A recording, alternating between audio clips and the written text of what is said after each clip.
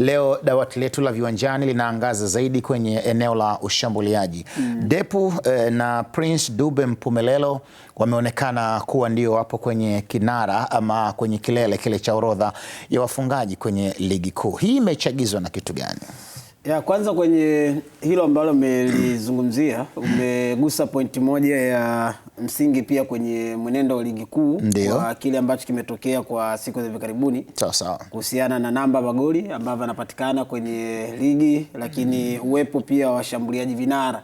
Wale washambuliaji kabisa kwenye orodha ya wafungaji. Inawezekana msimu huu ikawa ni story tofauti, kwa sababu nakumbuka kwa siku za hivi karibuni hapa tumeshuhudia wachezaji wawili ambao wamekuwa top scorer wakiwa wanatokea kwenye eneo la kiungo cha ushambuliaji.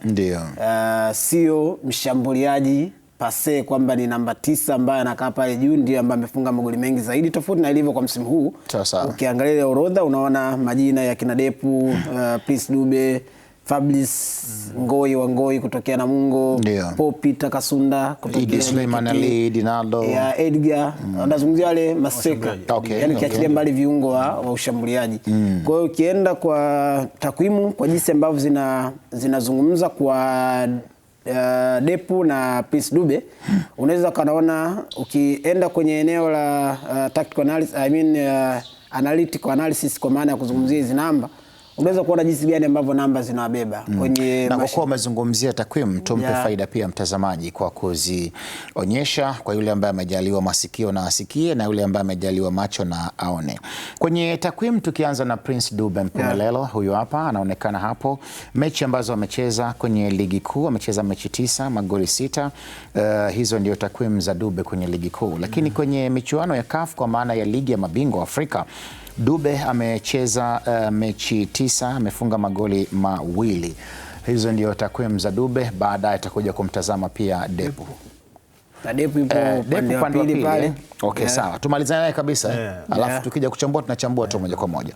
Depu ukiangalia kwenye takwimu ambazo yuko nazo kwa sasa, kwenye mechi za ligi kuu amecheza mechi 5, magoli 5, wastani wa goli 1 kwenye kila mechi, na takwimu za michuano ya CRDB Federation Cup, mechi 1 amefunga magoli 3. Moto wake haukamatiki huyo.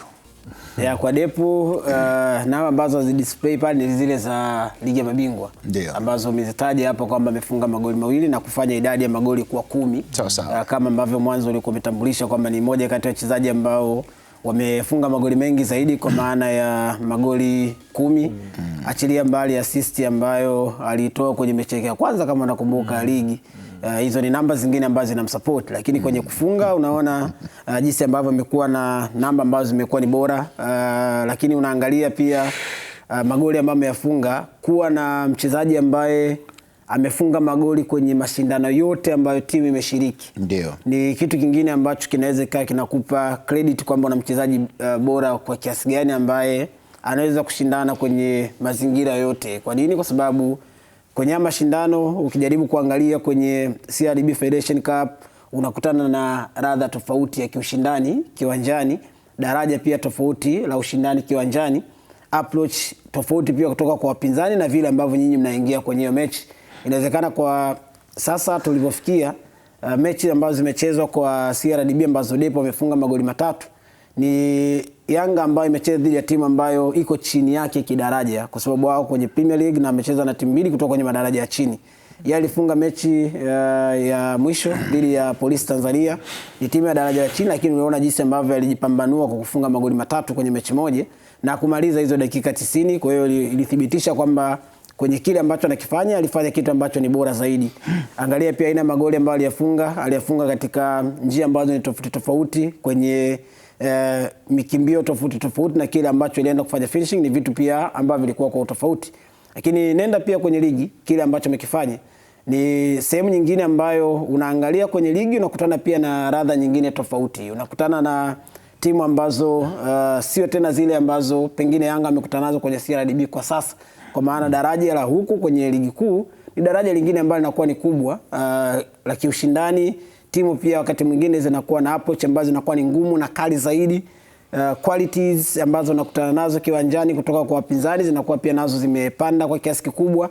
Lakini hata pia kwenye eneo la kiufundi, jinsi ambavyo wapinzani wanajiandaa kwa ajili ya hizo mechi na jinsi ambavyo pia unakutana na wachezaji ambao watakuwa nakupa changamoto kwenye kutimiza mpango wako wa kufunga, ni kitu kingine ambacho namuona pia amefanikiwa kufunga hiyo namba magoli ambayo ameyapata mpaka sasa kwenye NBC Premier League. Ndiyo. Lakini bado pia una mchezaji ambaye kwenye michuano ya ligi ya mabingwa barani Afrika, sehemu ambayo unasema ni mashindano ya ngazi ya juu kabisa kwa ngazi ya klabu, kwenye michuano ambayo iko chini ya CAF, nako pia amefanikiwa kufunga magoli mawili. Maana yake ni kwamba huyu ni mchezaji ambaye kitaswira unaweza kusema attitude yake haikuambii kwamba anachagua mechi ya kupambana kiwanjani. Anaweza akafanya vizuri kwenye mechi ambayo pengine mnaiona kama ni daraja la kawaida, na anakuonesha kwamba mimi ni bora, ndio maana ana magoli 3 na amefunga kwenye mechi moja pekee ambayo amecheza. Ukienda kwenye ligi unaona muendelezo wake jinsi ambavyo unapatikana. Rudi pia kwenye mechi za ligi ya mabingwa ambayo test inakuwa tofauti na ushindano kwa tofauti. Amekupa pia magoli. Kwa hiyo ukienda tu kwenye eneo la namba bila kujalisha kwamba anacheza kwa namna gani kiufundi na jinsi ambavyo anatafsiri matendo kiwanjani, hizo ni namba ambazo wakati mwingine kwenye masuala ya uchambuzi unavyoenda kuchambua eneo la takwimu, hili ni eneo ambalo sio tena la maoni. Yaani sio eneo ambalo utaanza kutoa maoni yako kwamba mimi binafsi naona hivi. Hili ni eneo ambalo ni ukweli kabisa kwamba hizi ni namba ambazo hazina discussion tena, kwa sababu ni namba za magoli ambayo anaonekana na ameyafunga. Kwa hiyo sio tena kwamba hapa angefanya hivi au alifanya hivi au ingekuwa hivi.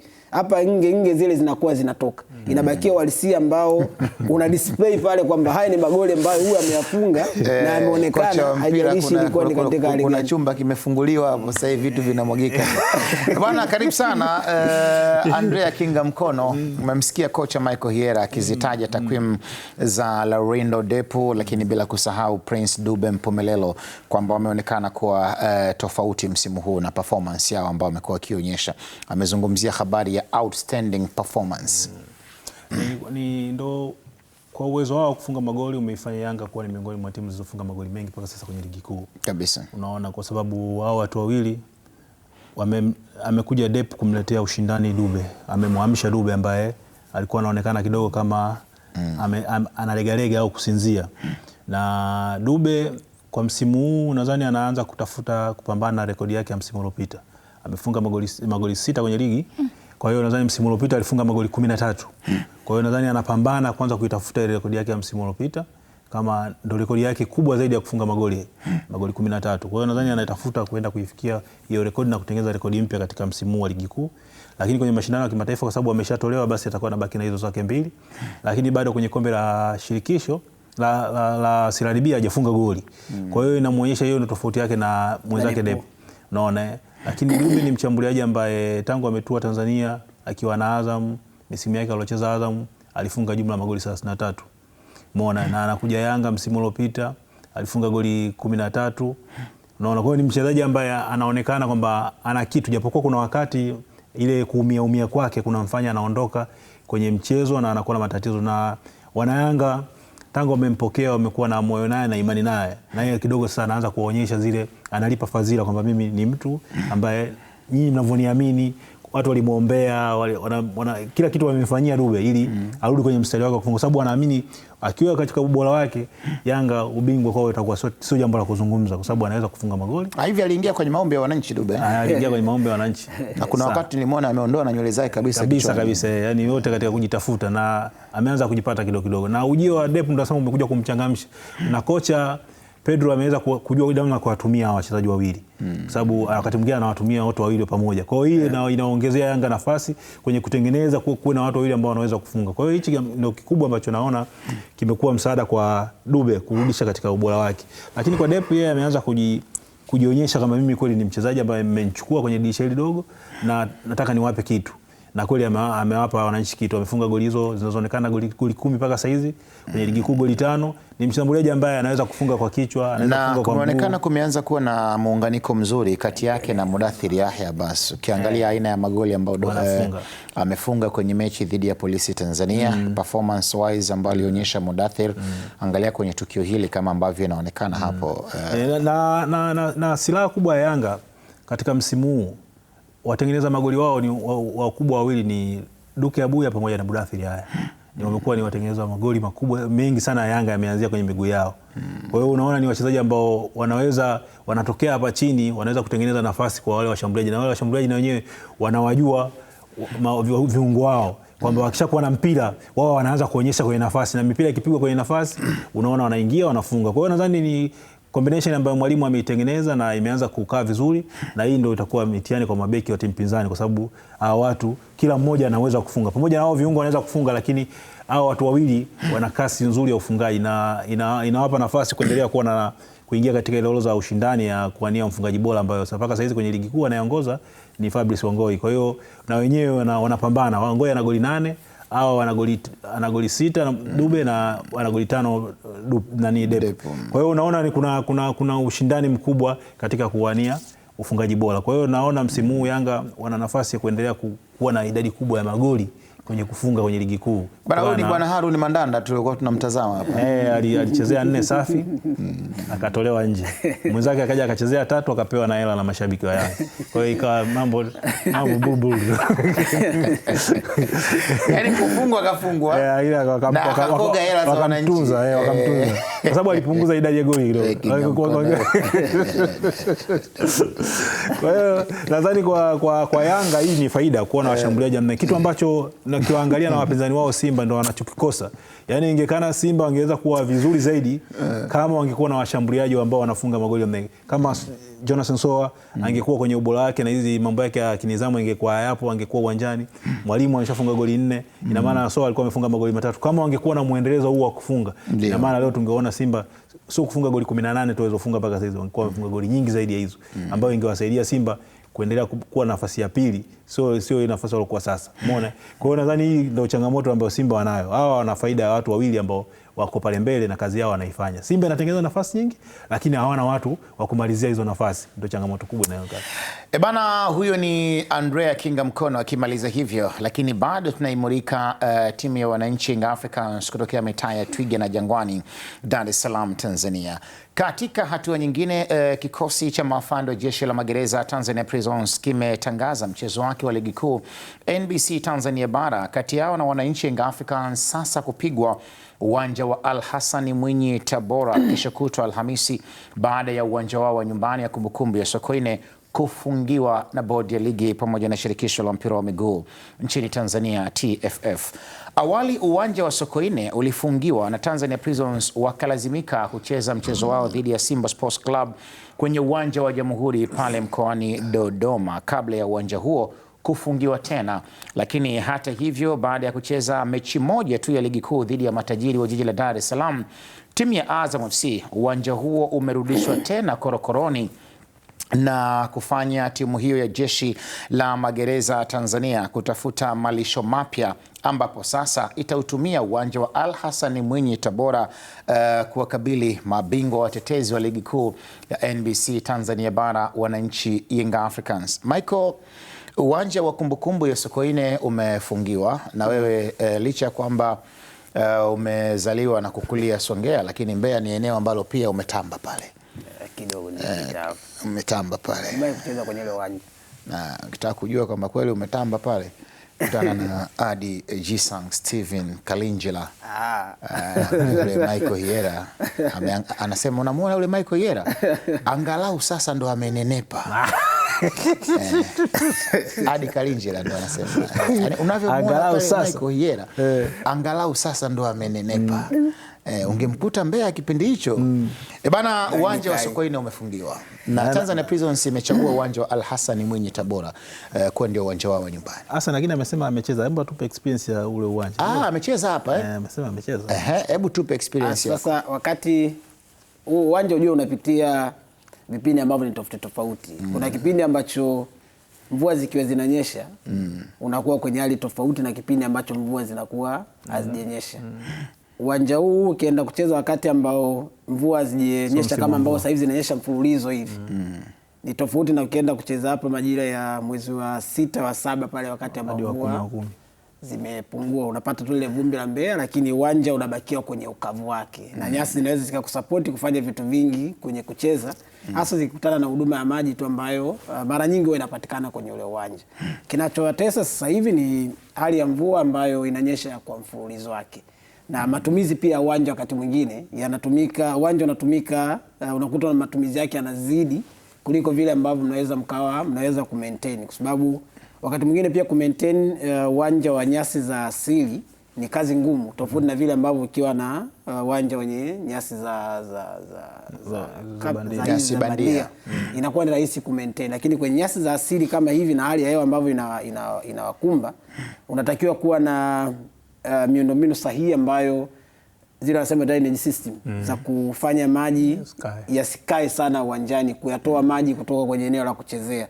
Hasa ukijaribu kuangalia kwa uwanja, unaona mvua zinavyozidi kunyesha kila siku na nature ya udongo pia wa Mbeya, mazingira ya uwanja ambayo hayaruhusu maji kutoka kwa 100% kiwanjani baada tu ya kuingia uwanjani, ndio ambayo anafanya wao kukutana na hizo changamoto. Maana unaona kuna maeneo ambayo ni maji yanatuama hivi, alafu kuna maeneo yanakuwa ya kawaida tu kwamba mpira unaweza ukatembea kadiri ambavyo unaweza ukawa unataka kwenda, lakini kuna maeneo ambayo kwa mvua zinavyonyesha unaweza command pass iende SMB ikaishia njiani ukakutana na hiyo changamoto. Kwa sasa wanakumbana na hiyo changamoto kwa sababu ya hali ya hewa ambayo so far unasema ni msimu wake wa mvua, ambao pengine kwenye kusolve ulikuwa unatakiwa sasa kuwa na hizo system nzuri ambazo zingefanya maji yatoke kwa urahisi zaidi kiwanjani kuliko ambavyo anaweza akawa yanabakia uwanjani kwa muda mrefu. Na ni jambo ambalo inawezekana likali na watesa, kwa sababu unajaribu kuangalia kwa mfano nature ya nyasi ilivyo. Unaona kijani inapatikana kwenye kiwanja, rangi ya ile nyasi za kijani ambayo unasema ni moja kati ya factor ambayo unasema nyasi pengine zimestawi kwa ubora wake. Ile afya ya nyasi ipo kwa ubora ambao unatakiwa kuwa. Nyasi pia za bandia, wakati hizi nyasi asili wakati mwingine zinakutana changamoto ya fungus kwa sababu ya pengine umeshindwa kuzingatia dawa za kuzipiga kwenye nyasi, utunzaji wake, labda aina mbolea ambayo umeweka na vitu vingine ili kuweza kuifanya nyasi kagrow katika kiwango ambacho kinatakiwa.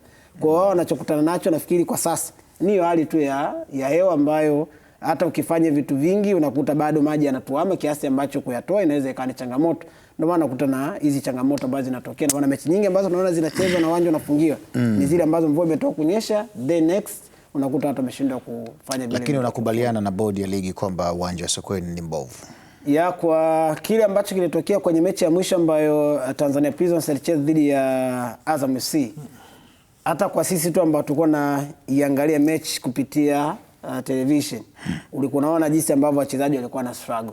Yaani kuna maeneo unaona huyu ameshindwa kufanya kitu hiki kwa sababu ya uwanja ambao umetokana na eneo lake la kuchezea kutokuwa sawa sawa kwenye kumruhusu mchezaji kufanya vitu vyake ambavyo anataka kuvifanya, aidha kupiga pasi ama kushoot ama kufanya dribbling ama wakati mwingine control ya mpira wenyewe.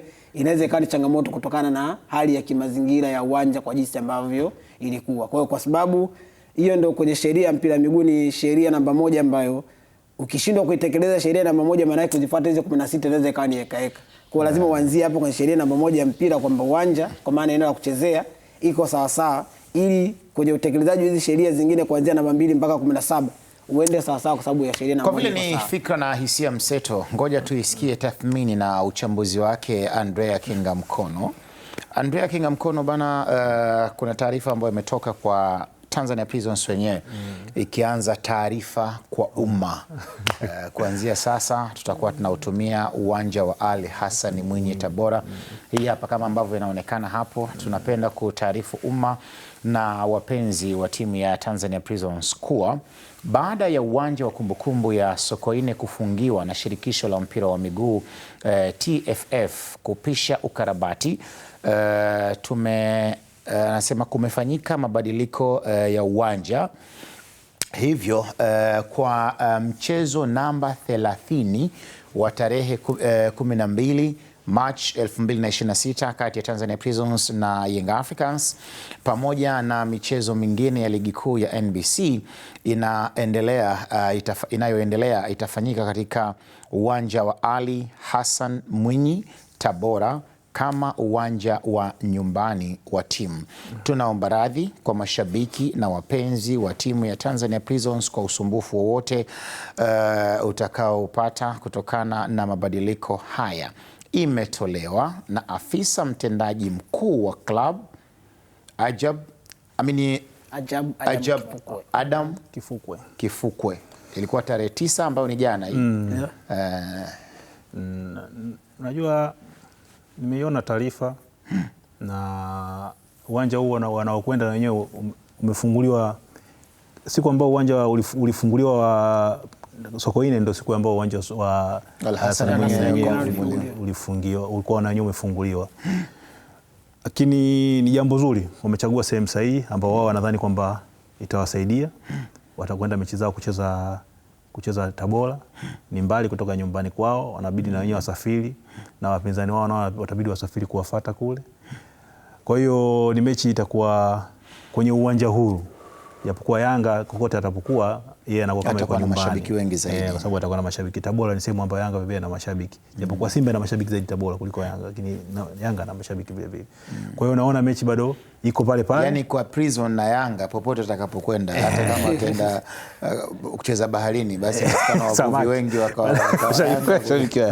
Lakini kingine mimi ninachozungumzia, unajua hii ya viwanja kama uwanja kama Prison kufungiwa kutokana na mazingira ya hali ya hewa.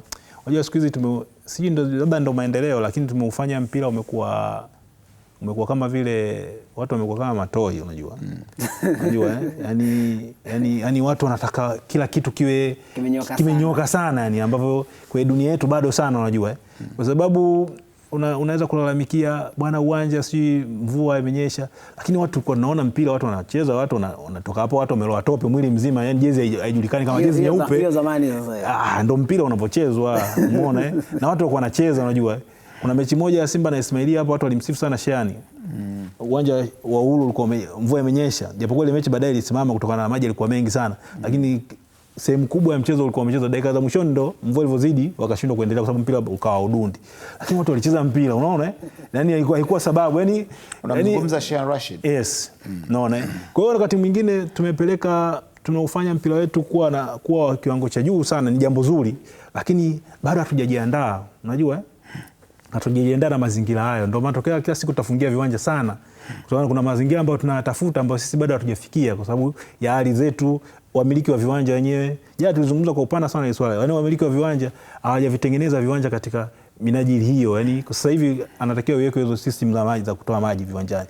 Lakini swala la fungia viwanja sio la leo wala la jana. Ndio nasema, yani vingi ukiangalia matatizo yake.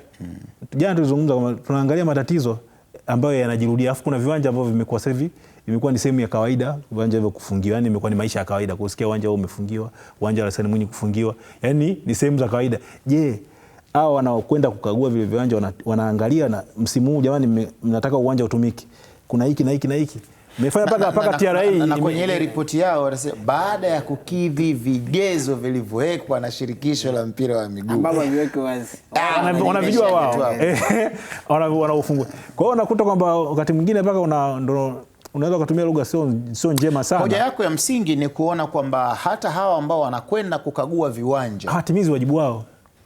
Ndio hoja yako ya msingi. Hawatimizi wajibu wao, ndio maana wanaishia kuzihukumu. Lakini kingine, timu zinabidi zipate mazingira tofauti. Sawa? Uwezekani wewe ukacheza Dar es Salaam, sawa? Unaamini uwanja utaenda kufunguliwa siku za karibuni tu? Naamini unafunguliwa siku za karibuni. Muda si mrefu utafunguliwa. Jana nilikuwa na msikiliza mmoja kati ya maofisa ambao wanahusika na uwanja wa Sokoine. Kwenye hoja ambayo anasema kinga mkono kwamba pengine hata wale ambao wanaenda kuangalia hivi viwanja nao kuna sehemu ni kama kuna changamoto. Anasema wao wanapata tu taarifa kama wanafungiwa uwanja. Lakini hawaambiwi especially warekebishe nini. Ina maana hakuna taarifa ya kwamba eneo lipi ambayo yanapaswa kurekebishwa. Hawajui kwamba bwana tunafungia uwanja kwa sababu hii na hii na hii. Yaani hawaambiwi wazi kwamba mnarekebisha nini. Kwa hiyo wanaenda kuhangaika labda na hiyo sehemu ya kuchezea hapo unakuta kumbe ni sehemu ya kukalia benchi la ufundi. Benchi la ufundi kuna mvua ikinyesha maji yanajaa. Kwa mujibu wa maelezo ambayo aliyasema kwamba lakini kwenye ile ripoti mara nyingi kama mnakuwa mnazisoma zile ripoti ambazo zinatoka za kufungia uwanja mara nyingi sana inakuwa ni kwenye pitch. Aghlab. Nadra sana kukuta labda sehemu za kama ile KMC ilikuwa mageti. Of course. Lakini uwanja Mkwakwani ulifungiwa na ilikuwa kila mtu alikuwa anaona. Ile ilikuwa inaonekana uwanja kwamba uwanja ule na nyasi zilikuwa zimeliwa sana na mchwa. Na mchwa na fanga zilikuwa zimekula sana ule uwanja. Nyasi zionekana zina rangi yake ambayo ni asili ya kuchezea mpira. Lakini kwa uwanja wa Sokoine kwa hiyo unakuta hizo changamoto ambazo Msemaji wa Azam alikuja na wazo akasema uwanja huu inabidi pichi yote itolewe. Sasa hizo waanze upya tena. Yani waanze upya. Na kuna wakati ulishafanywa kama iko wakarekebisha wakaja mrefu, lakini ni miaka 10 na. Sasa unajua viwanja vya nyasi hizi za asili ndio hiyo unaosema kuvitunza kwake ni kazi ngumu sana. Umeona? Na kwenye nchi nyingine nakumbuka kuna wakati mfano mmoja ilikuwa Barcelona nadhani. Mourinho alilalamika wakati akiwa na Real Madrid. Anasema Barcelona anafanya kusudi kwenye mechi wanafungulia mabomba maji yatoke mengi afu wacheze mpira hivyo. Umeona, wakiamini kwamba wanakuzuia wewe mpinzani pasi zako zile za chini zisitembee. Kwa hiyo wakati mwingine ndio maana nasemaje kuna mazingira ambayo tunabidi tukubali kwamba kuna mtu abidi akacheze kwenye mazingira tofauti na alipozoea kwake ili aone mwenye uwanja wake naye afaidike nao. Umeona, kuna mtu kufaidika na uwanja wake wa nyumbani. Ni hiyo ni sehemu ya mazingira yao. Simba waligoma kutaka kwenda Zanzibar kwenye mechi yao ya finali kwa sababu wanaamini uwanja wa Mkapa ni uwanja wao. Haijalishi nini kipo majukwaa si nini, lakini wanasema sisi tukicheza kwa Mkapa ndo tunafurahia. Kwa hiyo kuna wakati bodi ya ligi iangalie kwanza, waende na vigezo wanavyovitaka. Kama hivi viwanja wanaviona havifai, waambie CCM na serikali kama hivi viwanja vyenu 1 2 3 ili viwe na vigezo kwanza, vifumuliwe, viweke mfumo mzuri wa kutoa maji viwanjani ili kuhakikisha kwamba maji yakiwa mvua zikinyesha maji yatoke kwa haraka ili watu waendelee kucheza mpira. La sivyo wakubali timu zicheze kwenye mazingira ambayo kila mtu afaidike na uwanja wake wa nyumbani. Hata Msajigwa mwenyewe alisema uwanja haukuwa mzuri kwenye baada ya ile mechi ya Azam. Umeona? Lakini sasa siku moja umeufungua, siku moja umeufunga. Unaonekana una nia mbaya. Umeona? Una nia mbaya, kuna nia kutaka kusaidia watu wengine. Yaani ni bora kama unaufungie, ufunge mpaka pale ambapo utajiridhisha. Kwamba sasa kwa ilivyo sasa hivi hapa tunaruhusu uwanja utumike kwenye mechi za ligi. Kwa sababu unajua ukaguzi wa viwanja pia unafanyika kabla ya ligi haijaanza. Kuna ile kamati ya ukaguzi wanaenda kukagua viwanja. Na wanatuma wawakilishi kwenye viwanja vyote ambavyo ligi inacheza. Hiyo ni ligi kuu, championship pamoja na first league. Kote wanatuma wawakilishi ambao wale wajumbe ambao ni wataalamu wanaenda kuangalia mazingira yote ya uwanja kwenye kucheza. Kuanzia nje ya uwanja mpaka ndani ya uwanja. Kinatakiwa kwenye kiwanja. Baada ya hapo wanatoa ripoti yao, uwanja unakuwa umeruhusiwa kutumika ama la. Sasa mechi moja tu unakuta kwa mfano Prisons kwenye moja kati ya vitu ambavyo tunaamini timu nyingi za ligi huwa zinafurahia ni kupata test ya Simba na Yanga kwenye viwanja vyao vya nyumbani.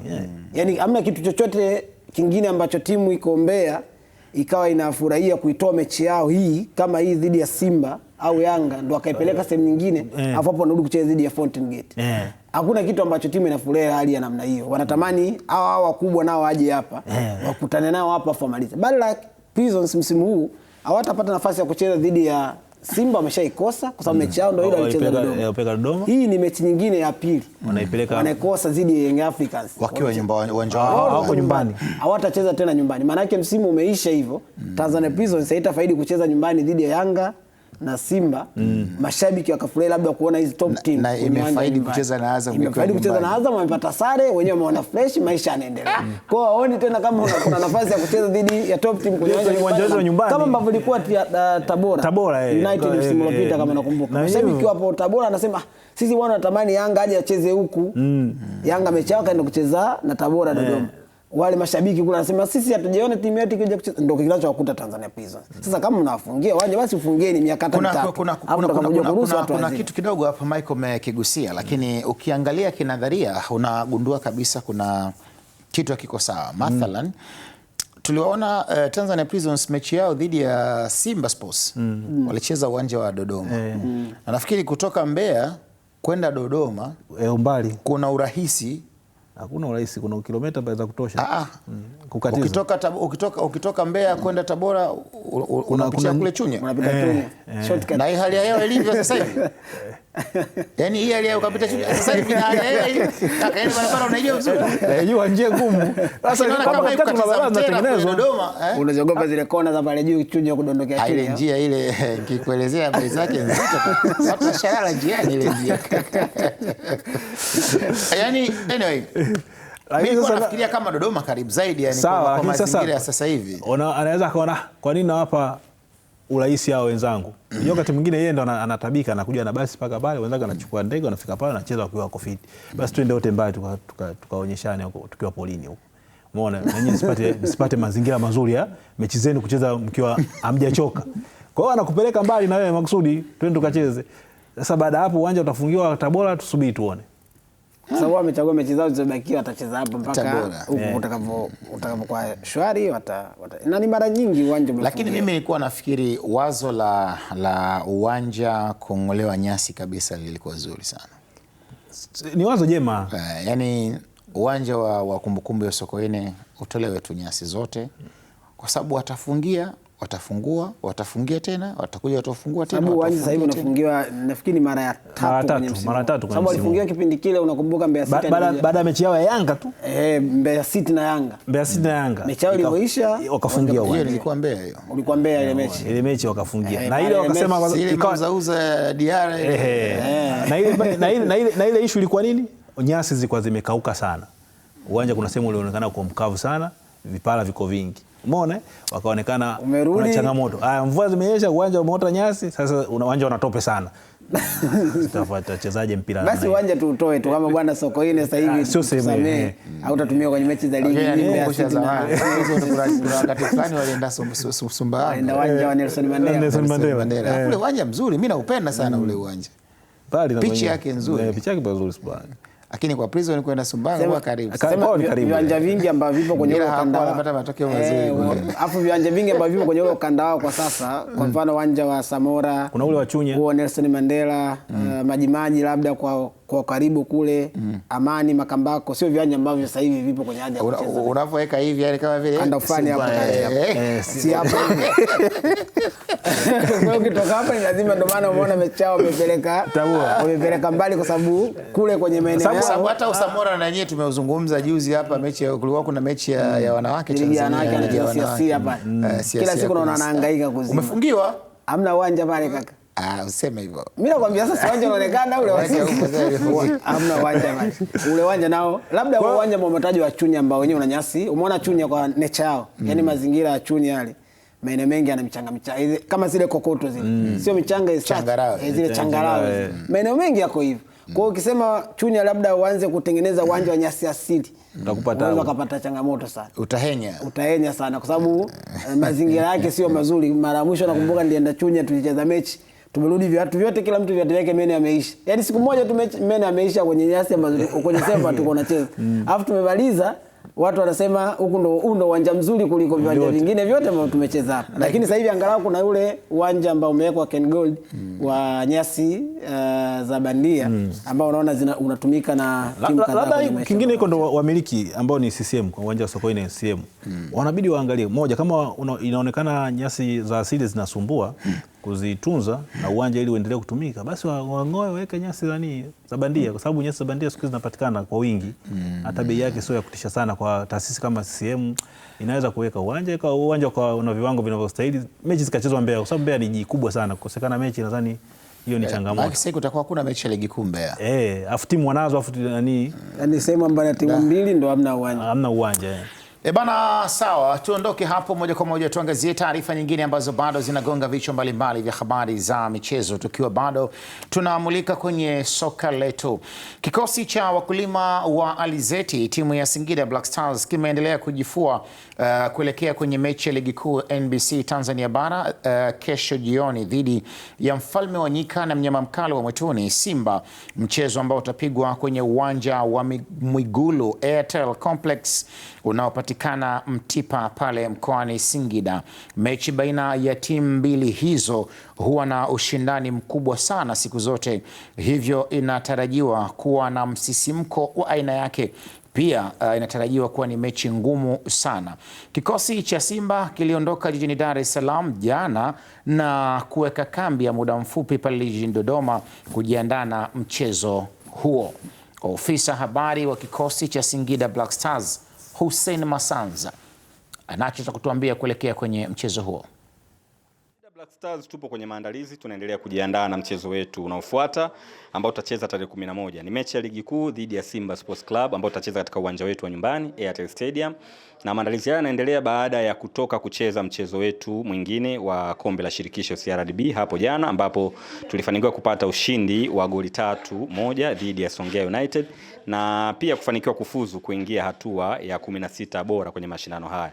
Focus yote sasa hivi imerudi tena kwenye mchezo wa ligi kuu, na na tayari shamra hata hapa nyumbani Singida zimeanza kuonekana, wageni wengi wameanza kuwasili makhsus kabisa kwa ajili ya kuja kushuhudia mchezo huu. Ni mechi kubwa yenye hadhi kubwa, hadhi ya kitaifa, na ndio mechi ambayo inasubiriwa kwa hamu na mashabiki wote wa soka hapa nyumbani Tanzania pamoja na nchi jirani huko, kwa sababu inakutana Simba Sports Club dhidi ya Singida Black Stars, mechi kubwa kweli kweli. Kwa kumbukumbu zetu, Singida mara ya mwisho tunacheza na Simba ilikuwa ni mchezo wa kombe la shirikisho CRDB, na tulifanikiwa kupata ushindi hatua ya nusu fainali kwenda fainali. Lakini pia hapo nyuma tuna kumbukumbu ya kupoteza dhidi ya Simba katika mchezo wa ligi kuu, na imekuwa ni kawaida kufungana. Tafsiri yake ni kwamba timu zote zina uwezo wa kupata matokeo katika mchezo huu unaofuata. Mashabiki wa soka, mashabiki wa Singida Black Stars, ni fursa yao tena kuja kuishangilia timu yao, kuisupport timu yao katika uwanja wa mechi Airtel Stadium.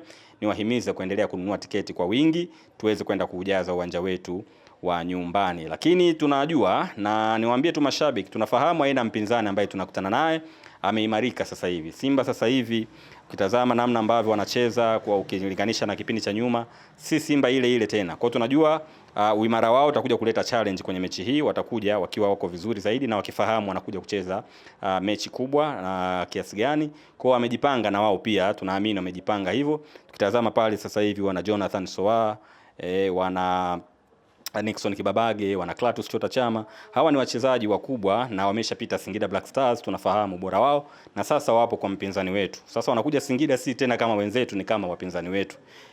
Huo ni uimara wa hali ya juu, wamepata wachezaji wazuri, lakini hata sisi Singida Black Stars tuna wachezaji wazuri kweli kweli.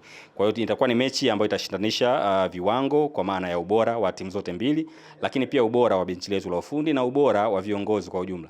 Si mechi ya kukosa kwa mwana Singida, si mechi ya kukosa kwa shabiki wa soka. Tunawakaribisha sana Singida tarehe 11 saa 10 jioni katika uwanja wa Airtel. Ni mkuu wa idara ya habari na mawasiliano Hussein Masanza akiwaalika mashabiki, lakini anaamini kabisa utakuwa ni mchezo mgumu kweli kweli. Nimeona pia post yake juzi kwenye ukurasa wa Instagram akimtania sana Khalid Chukuchuku. Amekatakata vipande hivi kwenye maswali ya msingi pale katoa, afu kaacha kwenye ule utani wao ambao umekuwa ukiendelea. Alafu anasema anatamani kuiona KMC na shuka. Huyu Masanza huyu. Hata anakuona timu inashuka daraja. Anasema mechi ngumu sana. Ya mechi ngumu dhidi ya Simba Sports Club, na ni mechi ambayo ina ugumu kwenye maeneo mawili. Kwanza kuna eneo lile la kiasili ambapo tunajua mechi ya Singida dhidi ya Simba mara nyingi huwa zinakuwa na ugumu kiwanjani. Pengine asili yao tu inakuonesha kwamba mara nyingi kumekuwa na huo ushindani ambao unatolewa. Hapa ni ushindani ambao Singida anautoa kwa Simba. Ndicho ambacho kinabakia kwamba Singida wanaweka ugumu kufungwa na Simba kwenye mechi zao ambazo wanacheza. Ndio maana mechi inakuwa nzuri, na pengine kila mtu anatamani kuona nini ambacho kitatokea kwenye mechi ambayo wataenda kucheza. Na ukijaribu kuangalia kwa mechi za hivi karibuni, kuna mechi ambazo Simba ameshinda zaidi kuliko ambavyo ameshinda Singida, lakini unaona ule ushindani ambao ulikuwa unapatikana kiwanjani, kuanzia kwenye eneo la mbinu za makocha, kile ambacho alikuwa ameleta mezani kama approach ya mechi, lakini pia hata wachezaji wenyewe wanaamini kwamba ni moja kati ya mechi ambayo anatakiwa kupambana sana ili kupata matokeo ambayo yatakuwa ni mazuri. Kwa kile ambacho kinaonekana kwa sasa, Singida Black Stars hawako kwenye ubora mkubwa hivyo, pengine ukilinganisha na kile ambacho alikideliver kwenye msimu uliopita, lakini bado kuna maeneo ambayo yanaweza kukuaminisha kwamba ni swala la muda, pengine watarudi kwenye hali ambayo itakuwa ni nzuri na kuendelea kukupa kitu ambacho ni bora kwenye mechi ya mpira miguu. Andrea, tutazame takwimu za Singida Black Stars kwa maana ya kutazama mechi zao 5 za mwisho kabla leo kualika kesho kuialika Simba Sports Club kwenye uwanja wa Airtel ili upate nafasi na wewe ya kuchambua kwa mapana na mawanda yake. Ukiziangalia mechi 5 za mwisho za Singida Black Stars, walipasuka magoli 3-0 dhidi ya Wananchi Young Africans, lakini utakumbuka pia Singida ilichomoza na ushindi bao 1-0 dhidi ya Mangush Coastal Union, na ikapata sare ya bao 1-1 dhidi ya Namungo FC ilikuwa ugenini. Dhidi ya Mtibwa Sugar tukaishuhudia Singida ikichomoza na ushindi wa magoli 3-1. Tena mechi ile ilikuwa ugenini, lakini utakumbuka pia Singida ilichomoza na ushindi wa bao 1-0 dhidi ya Fountain Gate. Hizo ndio mechi zao 5. Namba hizi na pengine matokeo ya michezo yao mitano ya mwisho yanaakisi kitu gani, Andrea Kingamkono? Yani kile kilichotokea kwa Yanga kupigwa goli 3 ilikuwa ni njia na ilikuwa inaonyesha kwamba Singida wanaenda kufungwa, kwa sababu mechi zao ukiwaangalia tangu walivyofunga Mtibwa goli 3 iliyofuata wakatoa sare na Namungo, kaja ya Coast Union wakacheza wakashinda goli 1, lakini ilikuwa nginja sana, na mechi ilikuwa ngumu sana kwao. Walikuwa nyumbani na mechi ilikuwa ngumu sana dhidi ya Coast Union. Na kipa Mnata akawa mchezaji bora wa mechi, inaonyesha jinsi gani wao wameshinda, lakini kipa wao ndo akawa mchezaji bora wa mechi. Kwa hiyo mechi ilikuwa ngumu, walishambuliwa sana, na ikaja siku ya Yanga wakapoteza goli 3. Nadhani ni mechi ambayo wanakwenda sasa kuwakabili Simba. Wanadhani wanaenda kujiuliza upya. Tumeshinda goli 1 kwa shida, tukapigwa goli 3. Na mara nyingi ukifungwa goli nyingi kama hizo na ukiwa umezidiwa sana, kwa sababu kuna wakati uliona Yanga wanawafanya kama Singida kama sehemu ya koni zao, kwa wanafanya vile wanavyotaka wao. Kingamkono bwana wewe bwana Kingamkono nasema kama waliogeuza kama koni, kwa sababu Yanga walikuwa hiyo siku ya mechi na Yanga walikuwa na Yanga wanaanzia pale kwenye penalty box yao, wanacheza pasi pale, wanakuja kidogo wanatoka wanapiga pasi, wanaenda wanafunga. Kwa hiyo ni mechi ambayo nadhani kwa kocha wa Singida kwa waligeuza kwa koni kabisa na wachezaji wanapaswa kubadilika na kuonyesha kama wao kweli ni timu ambayo inataka kushiriki mashindano ya kimataifa msimu ujao, na kuonyesha kweli hili miongoni mwa zile timu ambazo tunategemea kwa timu bora 4 za ligi kuu Tanzania bara, ambao tunaongeza ushindani na hamasa kwenye timu nyingine. Kocha, tutazame takwimu za Simba. Tuna dakika 2 tu kabla ya kwenda mapumziko. Takwimu za Simba kwenye ligi kuu kwa maana ya mechi zao 5 za mwisho kabla ya leo kuvaana na Singida. Kesho. Hii leo imetokea wapi? Kesho kuvaana na Singida Black Stars. Simba na Yanga ilikuwa ni suluhu au sare tasa, lakini Simba na Dodoma Jiji na yenyewe pia ilikuwa suluhu kama sio sare tasa. Simba na Tanzania Prisons alipasuka, zilikuwa chuma 2, na Simba akashinda magoli 2 dhidi ya KMC, kisha akashinda mabao 2 mbele ya Mashujaa. Hizo ndio mechi zao 5 za mwisho. Simba michezo 2 iliyopita hajafunga goli na yeye hajafungwa goli. Hizo ni mechi 2 za mwisho ambazo zote alikuwa ugenini dhidi ya Dodoma na dhidi ya Young Africans, kwenye mechi ambazo unasema performance wise ilikuwa ni nzuri kwa Simba, lakini matokeo ndio ambayo yale matokeo ambayo yalitokea pengine hayakuwa mazuri kwa upande wao, kwa maana ya kupata sare kwenye hizo mechi zote 2 ambazo wamecheza. Lakini inawezekana deni lao likawa ni jinsi gani ambavyo wanaweza kawa na hatari zaidi kwenye lango la mpinzani, kwa sababu kwenye hizi mechi zote 2 ambazo umezungumzia Simba hajafunga goli. Ni mechi ambazo Simba alitengeneza nafasi nyingi sana. Rejea mechi ambayo alicheza dhidi ya Dodoma kabisa. Ilikuwa ni mechi ambayo Simba alifika zaidi kwenye lango la Dodoma kuliko Dodoma ambao walifika kwenye lango la Simba. Walitengeneza hatari nyingi zaidi kwenye mechi, kiasi ambacho ilikuwa inawalazimu Dodoma kufanya kazi ya ziada kwenye kupata hiyo alama 1 ambayo alipata. The same kwenye mechi ambayo amecheza dhidi ya Young Africans, ni mechi ambayo ilimalizika pia kwa suluhu, na man of the match akawa ni Djigui Diarra kwa sababu ya saves ambazo alizifanya, kiasi ambacho Simba alikuwa pia amefika sana kwenye lango la Young Africans, pengine wakakosa tu bahati ya kuscore kwenye mchezo. Lakini kuna kitu chanya ambacho kinaonekana kwenye kikosi cha Simba kwenye hizi mechi 5 ambazo pia zimeonekana hapa kwenye namba. Ni timu ambayo unaweza kuona ime-maintain kwenye mechi 5 mfululizo kwenye ligi kuu, haijaruhusu goli lolote. Ni credit ambayo unaipeleka kwa timu kwa ujumla wake, kwa maana ya structure yao kwenye kudefense na jinsi ambavyo wachezaji wanawajibika pale ambapo timu inakuwa imepoteza mpira. Unaona angalau kuna kitu ambacho kimeongezeka kwenye timu. Auoni kama kuna mchezaji ambaye anakuwa abiria uwanjani wakati ambao timu imepoteza mpira. Wengi wanakuwa na wajibikaji kwenye kutafuta mpira kurudisha. Kwa hiyo ni credit nyingine ambayo anapewa wao, lakini eneo la kushambulia nafikiri inaweza ikawa na deni zaidi, kwa sababu hata namba magoli ambayo wamefunga unatamani yangeongezeka zaidi kwenye baadhi ya mechi kwa jinsi ambavyo timu ilikuwa inafika kwenye lango la wapinzani. Nakushukuru sana kocha. Shukrani sana mtangazaji kutoka Toa Ngoma.